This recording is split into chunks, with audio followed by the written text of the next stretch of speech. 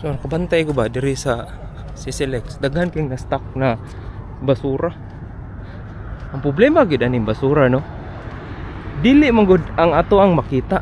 Kanang mga makita nimo na ay chips na daghan kay basura.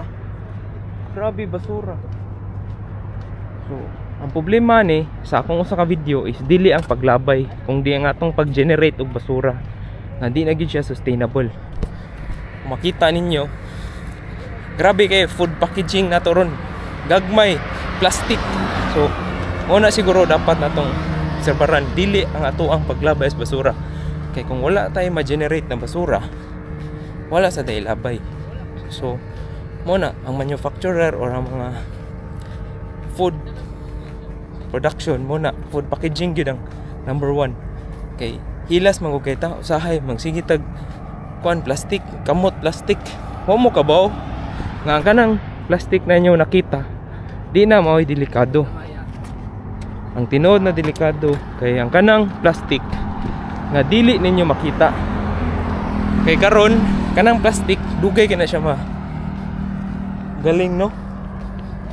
Unya mahimo na siyang microplastic. Muna mo adto sa tong mga isda, makaon sa isda.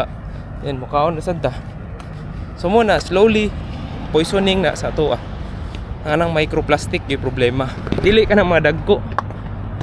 Kanang mga dagko is kuha na siya. Makita ninyo nga mag-cause na siya baha. Napay sakos bugas, balloons. Mo ginagi-educate yun akong mga bata na ako nga kanang balloon wag ginay padulngan, kung di padung ra na sa ocean, mahimo ra ng basura. Kana inyong birthday balloon, kanang paburot-burot, palit mo, wala, padung ra na sa basura. Wagid muna usahay show off ra kay ta nya, matakabaw basura ra dito atong gi-produce. Okay, muna dangers of microplastic. Kay karon ang kuan daghan na kayo, ang kanang microplastic makaon man jud nas isda. Nya kisa may mukaog isda ang mga tao. So muna may bong mo ngano na cancer. Ang microplastic na ni accumulate sa tuang pag system.